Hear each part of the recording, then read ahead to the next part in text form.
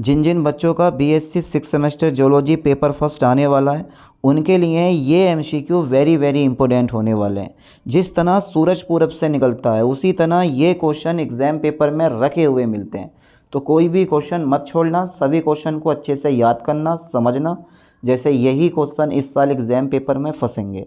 Unit 7 है early vertebrates developments और paper first का नाम तो आपको याद है ही, एवोल्यूशनरी एंड डेवलपमेंटल बायोलॉजी। चलिए देख लेते हैं यूनिट 7 के वो कौन कौन से मोस्ट इंपॉर्टेंट एमसीक्यू हैं जो इस साल आपके एग्जाम पेपर में फंस सकते हैं।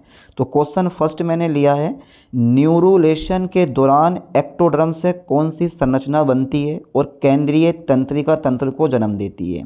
वेरी वेरी इंपॉर्टेंट क्वेश्चन, जिन बच्चों को इंग्लिश में पढ़ना है वो इंग्लिश में पढ़ सकते हैं। During neurulation which structure is formed from the ectoderm and gives rise to the central nervous system. English Hindi दोनों में आज मैंने ये पीडीएफ फाइल बनाई है तो आपको अच्छे से कवर कर लेना।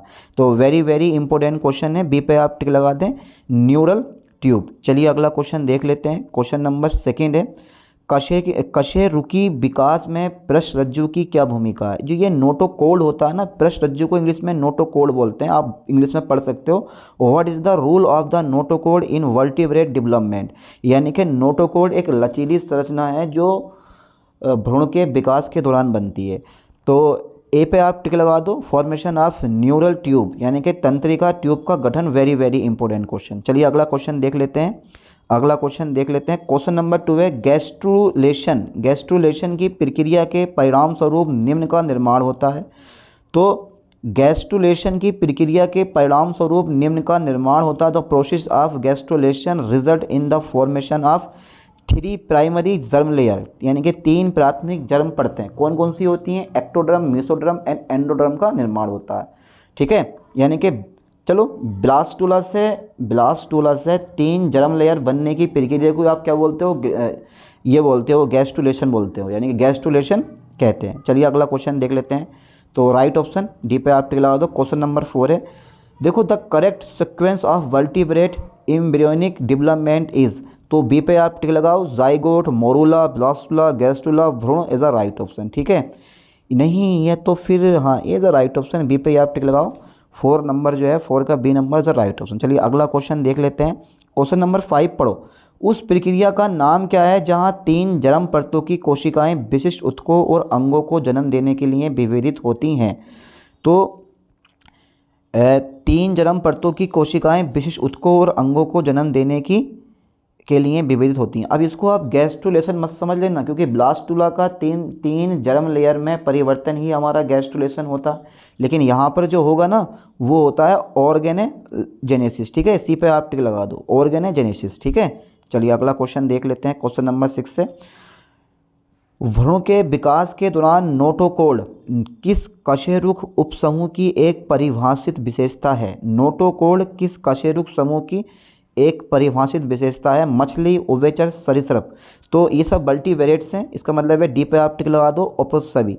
चलिए अगला क्वेश्चन देखते हैं। क्वेश्चन नंबर 7 है हमारा, कशेरुकी विकास। ध्यान देना, कशेरुकी विकास में कौन सी संरचना यांत्रिक सहायता प्रदान करती है और तंत्रिका ट्यूब का निर्माण करती है।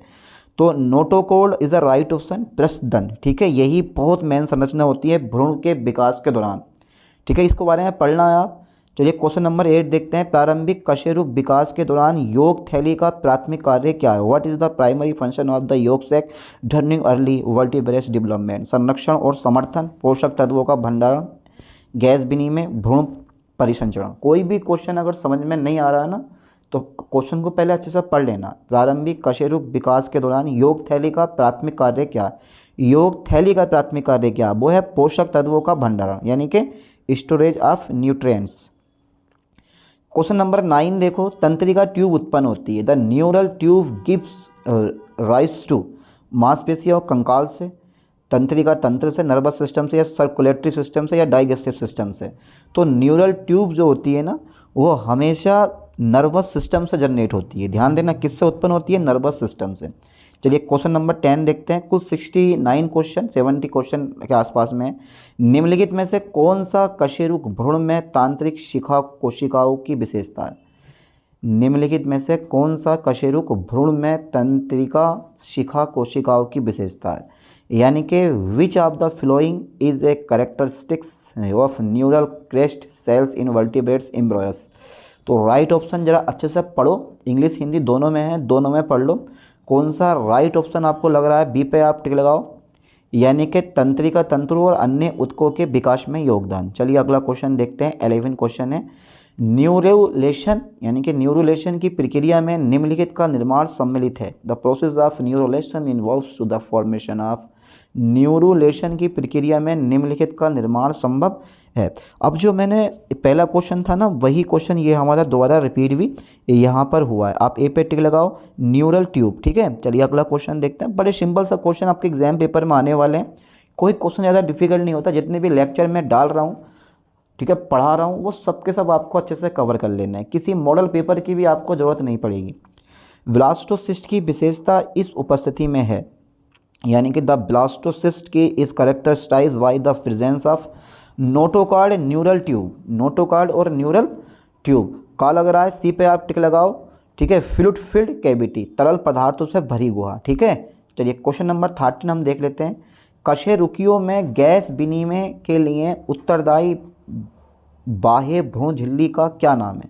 कशेरुकियों में गैस विनिमय के लिए उत्तरदायी बाह्य भ्रूण झिल्ली का क्या नाम है? बाह्य भ्रूण झिल्ली का क्या नाम है? योग शेक क्या लग रहा है आपको, या फिर भ्रूणावरण है? कौन सा राइट ऑप्शन है भाई, का बताएं, हम का बताएं आपको। अभी ये क्वेश्चन तो थोड़ा पेचीदा आ गया।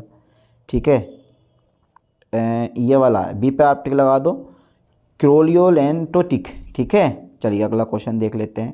क्वेश्चन नंबर 14 देखो, निम्नलिखित में से कौन सा एमनियोटिक द्रव की विशेषता, विच of the following is A characteristics of amniotic fluid.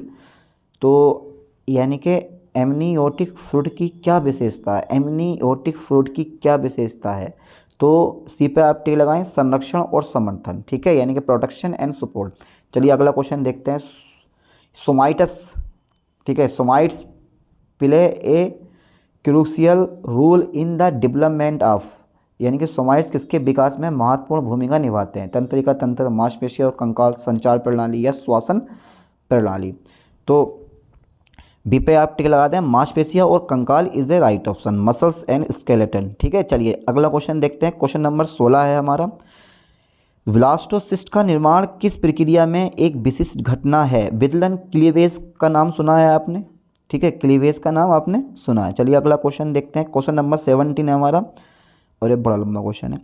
कशेरुकी विकास में कौन सी संरचना विकासशील भ्रूण से घिरती है और उसकी रक्षा करती है?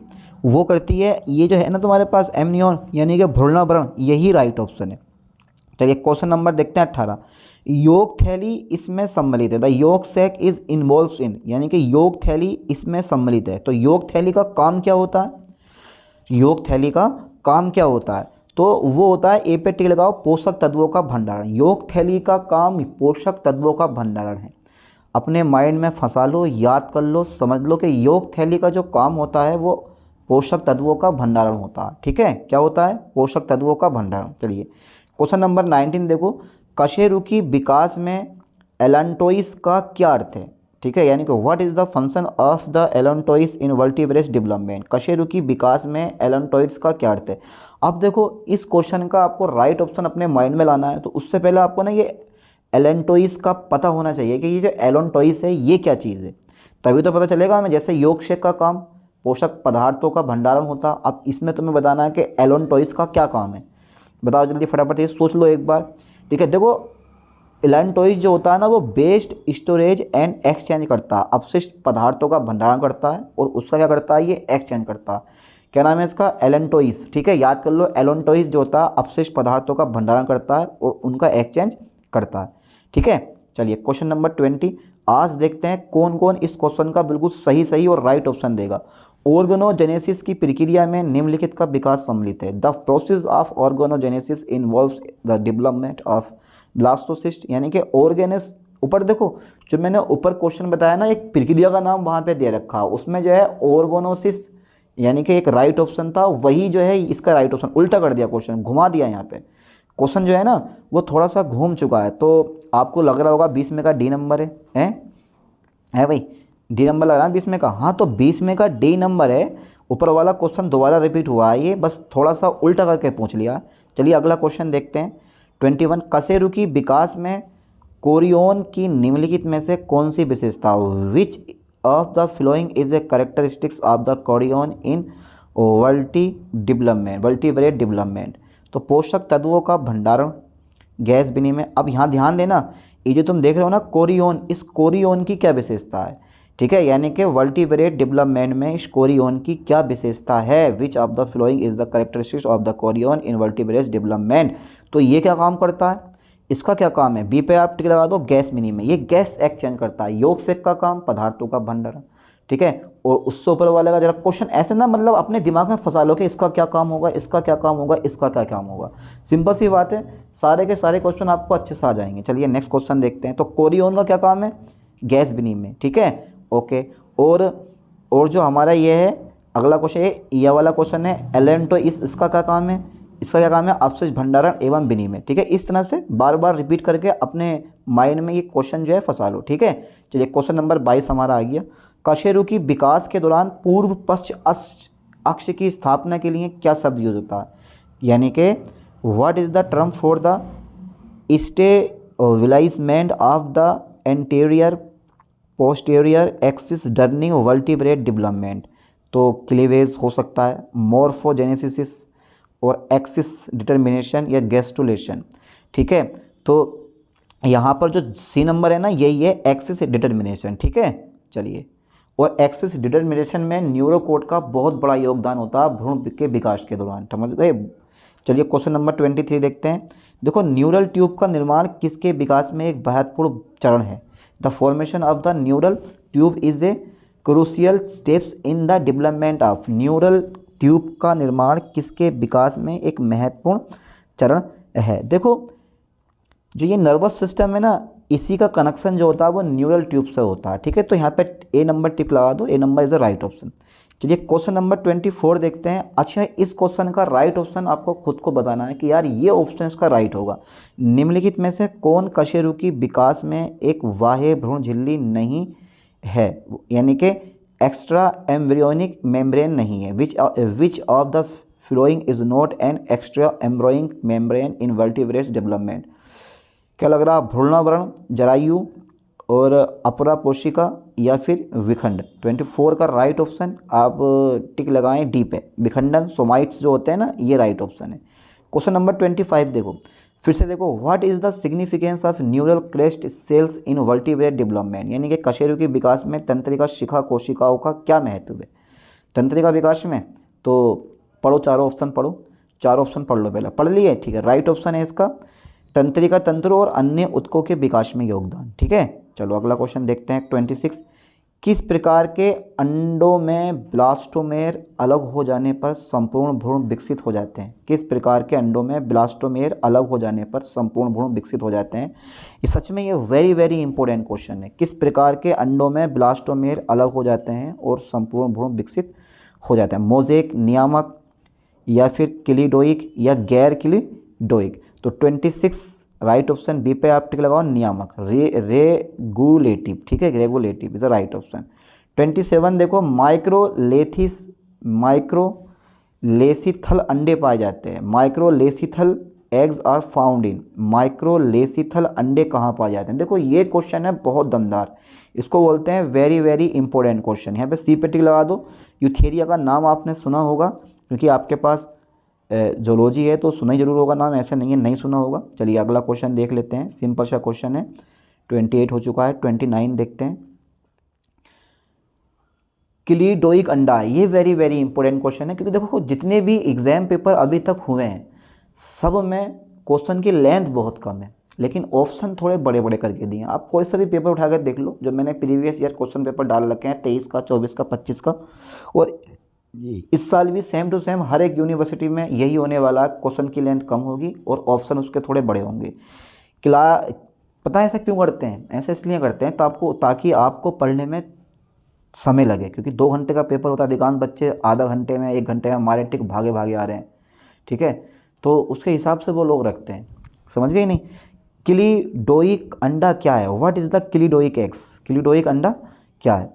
तो क्लिडोइक अंडा जो होता है ना, बी पे आप टिक लगा दो, एक सुरक्षा कवच में बंद अंडा, ठीक है, ये क्लिडोइक अंडा कहलाता है। चलिए क्वेश्चन नंबर 30, क्लिडोइक अंडे जानवरों के किस समूह की विशेषता है? Cleidoic eggs are characteristics of which group of animals, ठीक है। तो राइट ऑप्शन पे टिक लगाएं, सी नंबर, सरीसृपों और पक्षी, ठीक है, सरीसृपों और पक्षी। चलिए क्वेश्चन नंबर 31 देखते हैं, क्लिडोइक अंडे का खोल सुरक्षा प्रदान करता है। तो क्लिडोइक अंडे का जो खोल होता है वो हर एक चीज़ से सुरक्षा प्रदान करता है, लेकिन एक ऑप्शन आपको बताना है इसमें, निर्जलीकरण से भी, जीवाणु संक्रमण से भी, यूवी विकिरण से भी, और सभी से, तभी तो अंडे का खोल बना हुआ होता है यार। चलिए क्वेश्चन नंबर 32 देखते हैं, निम्नलिखित में से कौन सा क्लिडोइक अंडे के छिलके की परत नहीं है? Which of the following is not a layer of a cleidoic egg cell, ठीक है। तो क्यूटिकल, कोरियोन, एमनियन या सेल झिल्ली। तो यहाँ पे सी पे टिक लगाओ, एमनियन, ठीक है, जो ये हमारा ये है ना, amnion is a right option. चलिए क्वेश्चन नंबर 33 देखते हैं, एमनियन क्लिडोइक अंडे के भीतर एक झिल्ली है जो क्या काम करती है? देखो चारों ऑप्शन है, इंग्लिश हिंदी दोनों में दे रखे हैं, आप चारों ऑप्शन पढ़ो और इसका राइट ऑप्शन अपने माइंड में लाने की कोशिश करो। सी पे आप टिक लगा दो, सी नंबर, भ्रूण को द्रव से भरी गुहा में बंद कर देता है। तो क्लिडोइक अंडे में एमियन, क्लिडोइक अंडे के भीतर एक झिल्ली है, यानी कि एमीनियन, ठीक है, एमनियन क्लिडोइक अंडे के भीतर एक झिल्ली है जो, ठीक है, भ्रूण को द्रव से भरी गुहा में बंद कर देता है, ठीक है। लो यार क्या बात है, कितनी खतरनाक क्वेश्चन पूछ रखे हैं। अच्छा ये बताओ, सरीसृपों और पक्षियों में क्लिडोइक अंडे का छिलका मुख्य रूप से बना होता है। In reptiles and birds the, यानी कि words cleidoic egg cell is mainly composed of calcium carbonate. लगभग हर एक अंडे की जो परत होती है ना, जो वाइट परत होती है, वो इसी की बनी होती है, कैल्शियम कार्बोनेट की, है ना। तो इसका भी राइट ऑप्शन यही है, कैल्शियम कार्बोनेट पर आप टिक लगा दो, चाहे वो मुर्गी का अंडा हो या देसी अंडा हो या विदेशी अंडा हो। चलिए क्वेश्चन नंबर 35 देखते हैं, क्लिडोइक अंडे में कोरियोन का क्या अर्थ है? देखो मैंने ऊपर बता दिया था कि कोरियोन का क्या मतलब होता है, अब वहीं भी सेम मतलब है, बस अंडा चेंज कर दिया गया है, ठीक है, गैस विनिमय की सुविधा के लिए। ऊपर यही तो था ना, अरे कैरी ऑन का मतलब यही होता है, गैस एक्सचेंज करती है, ऊपर भी यही था, यहाँ भी यही है। तो इस तरह से इसको याद कर लो, क्वेश्चन देखो पेपर में बहुत ईजी आते हैं, आपके पढ़े हुए आएंगे। चलिए क्वेश्चन नंबर 36, क्लिडोइक अंडे प्रजनन के लिए अनुकूलित होते हैं। Cleidoic eggs are adapt for reproduction in जलीय और स्थलीय दोनों वातावरण में या भूमिगत वातावरण में। तो यहाँ बी पे टिक लगाओ, स्थलीय वातावरण में, ठीक है। चलिए क्वेश्चन नंबर 37 देखते हैं, अंडे के छिलके की सतह पर क्यूटिकल का उद्देश्य क्या? Very very important question, very very important question. अंडे के छिलके की सतह पर क्यूटिकल का उद्देश्य क्या? What is the purpose of the cuticle on the surface of the egg cell? तो यांत्रिक सहायता प्रदान करना, गैस विनिमय की सुविधा देना, शुक्राणुओं को प्रवेश को रोकने के लिए, पानी की कमी को कम करने के लिए। तो यहाँ पर राइट ऑप्शन डी पे टिक लगा दो, पानी की कमी को कम करना, ठीक है। चलिए क्वेश्चन नंबर 38 देखते हैं, टीलोलेसिथल अंडों में अधिकांश योग स्थित होता है। टीलोलेसिथल अंडों में अधिकांश योग स्थित होता है। In telolecithal eggs most of the yolk is locate. In telolecithal eggs most of the yolk in locate. यार टीलोलेसिथल अंडों में अधिकांश योग स्थित होता है। योग से का काम क्या होता है? जल्दी बताओ, ऊपर मैंने बता रखा, जल्दी फटाफट से बताओ। अरे भैया यार, तो टीलोलेसिथल अंडों में अधिकांश योग स्थित होता है, तो वो होता है अंडे के एक सिरे पर, at one end of the eggs, ठीक है। चलिए क्वेश्चन नंबर 39 देखो, centrolecithal eggs are characteristics of which group of animals, ठीक है, पक्षी, ओवेजर, कीट, स्तनधारी। तो यहाँ पर सी पे टिक लगा दो, जो ये इंसेक्ट्स होते हैं ना, कीट, यही राइट ऑप्शन है। क्वेश्चन नंबर 40 देखो, टीलोलेसिथल और सेंट्रोलेसिथल अंडे में योग का प्राथमिक कार्य क्या है? कुछ नहीं है, जो ऊपर मैंने बताया था वही कार्य होता है। अब चारों ऑप्शन देख लो, विकासशील भ्रूण के लिए पोषक तत्व प्रदान करना, ठीक है, यही है राइट ऑप्शन है, यही ए पे टिक लगा दो आप, ठीक है, आगे पढ़ो ही मत। चलिए अगला क्वेश्चन देखते हैं, विदलन प्रक्रिया। ये तो आप पहली unit, second unit, third unit में विदलन प्रोसेस हर एक यूनिट में पूछा गया। The process of cleavage is भ्रूण की परिपक्वता, ब्लास्टुला का निर्माण, उत्कों का विभेदन या फर्टिलाइजेशन। तो यहाँ पे बी पे टिक लगाओ, यानी कि फॉर्मेशन ऑफ ब्लास्टुला, ठीक है।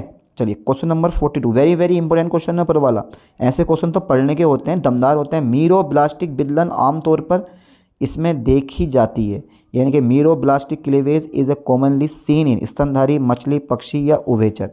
तो यहाँ पर जो राइट ऑप्शन है वो पक्षी में देखी जाती है, स्तनधारी मछली उभयचर में नहीं देखी जाती है। चलिए क्वेश्चन नंबर 43, काफ़ी बड़े ऑप्शन है। सतही विदलन तब होता है जब सरफेसियल क्लीवेज ऑक्योर्स व्हेन। 43 का राइट ऑप्शन राइट बता दो बिना पढ़े। भाई बी पे आप टिक लगा दो। कोशिका विभाजन के बिना साइटोप्लाज्म कई नाभिकों में विभाजित हो जाता है। Cytoplasm divides into many nuclei without cell division. ठीक है, बी पे आप टिक लगा दो। चलिए क्वेश्चन नंबर 44 देखते हैं। होलोब्लास्टिक विदलन में कोशिकाओं का विभाजन होता है। In holoblastic cleavage the division of cells is. In holoblastic cleavage the division of cell is. तो डी पे आप टिक लगा दो। D number is the right option. Complete resulting in individual blastomeres. ठीक है, डी पे आप टिक लगा। पूर्ण जिसके परिणाम स्वरूप व्यक्तिगत ब्लास्टोमियर्स बनते हैं। चलिए क्वेश्चन नंबर 45 देखते हैं। कोशिकाओं की एकल परत वाले ब्लास्टुला में किस प्रकार के विदलन का परिणाम होता है।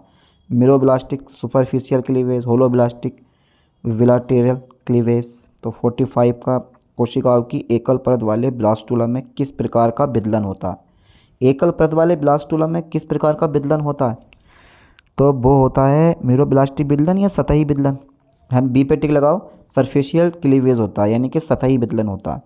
46 का राइट ऑप्शन देखते हैं कौन सा होगा। पहला क्वेश्चन पढ़ो।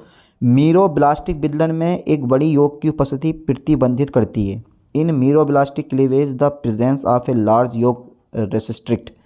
मीरोब्लास्टिक विदलन में एक बड़ी योग की उपस्थिति प्रतिबंधित करती है। किस चीज़ को प्रतिबंधित करती है, तो ए पे आप टिक लगा दो। नंबर ऑफ सेल डिवीजन को प्रतिबंधित करती है। ठीक है, चलिए क्वेश्चन नंबर 47। रेडियल विदलन की विशेषता है। रेडियल क्लीवेज इस करेक्टराइज्ड बाई। रेडियल है ना, तो कोशिकाएं तिरछी विभाजित होती हैं, कोशिकाएं सर्पिल पैटर्न में विभाजित होती हैं, कोशिकाएं प्राणी वनस्पति अक्ष के समांतर विभाजित होती हैं। राइट ऑप्शन यही वाला। Cell divide parallel of the animal vegetal axis. ठीक है, तो 47 का C number is the right option. चलिए अगला क्वेश्चन देखते हैं 48। सर्पिल विदलन आमतौर पर देखी जाती है। सर्पिल cleavage is commonly seen it. सर्पिल विदलन आमतौर पर किस में देखी जाती है, याद कर लो। सर्पिल विदलन एक बार मायने फंसाओ। सर्पिल विदलन किस में देखी जाती है। अब चारों ऑप्शन पढ़ो।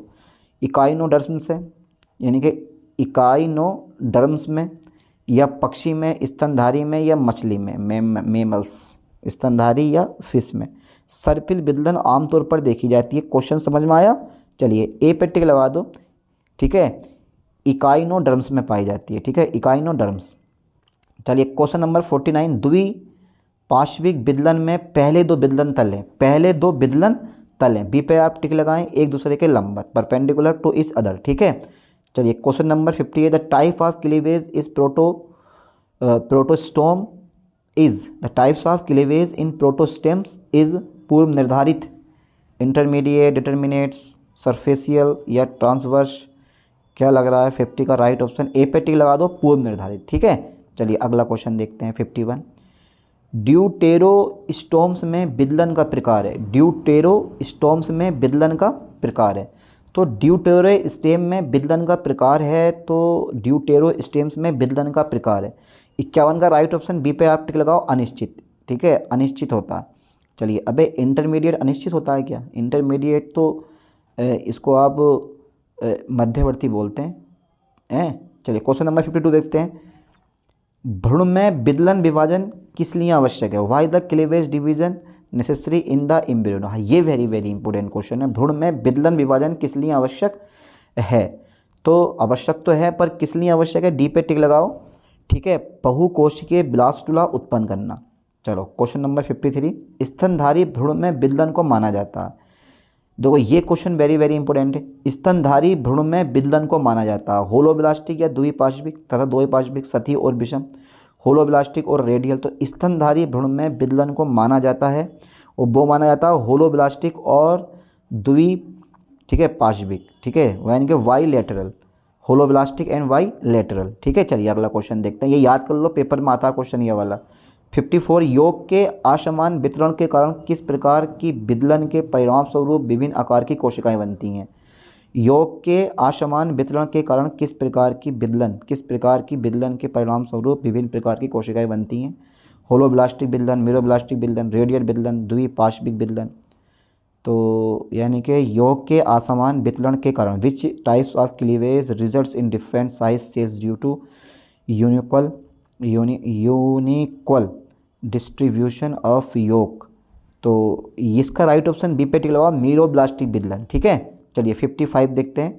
रेडियल विदलन में कोशिका विभाजन का अभिविन्यास होता है। रेडियो विदलन में कोशिका विभाजन का अभिविन्यास होता है, वो होता है तुम्हारा सी, प्राणी वनस्पति अक्ष के समांतर। ठीक है, चलिए क्वेश्चन नंबर 56 देखते हैं। भ्रूण में देखी गई विदलन का प्रकार निम्नलिखित कारकों में प्रभावित हो सकता है। भ्रूण में देखी गई विदलन का प्रकार निम्नलिखित कारकों से प्रभावित हो सकता है। The types of cleavage observe in the embryo can be influenced by the flowing factors. हाय हाय, क्या बात कर दी। सी पे आप टिक लगा दें, C number is a right option. ठीक है, चलिए योग की मात्रा और वितरण पर। चलिए अगला क्वेश्चन देखो, क्वेश्चन नंबर है हमारा 57।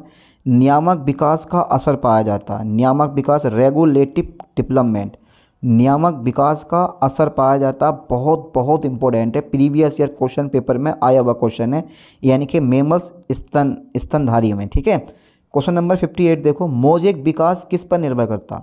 तो मोजेक विकास जो होता है ना, ये बहुत बहुत इंपॉर्टेंट क्वेश्चन लिया है मैंने, कोई भी क्वेश्चन आपका बचेगा नहीं यहाँ से। पहले चारों ऑप्शन पढ़ो। What does mosaic development depends on. तो मोजेक विकास किस पर निर्भर करता है, वो करता है, बी पे आप टिक लगा दो।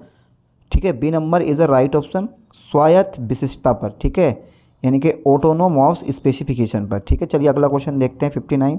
मोजेक विकास अक्सर इससे जुड़ा होता है। Mosaic development is often associated with.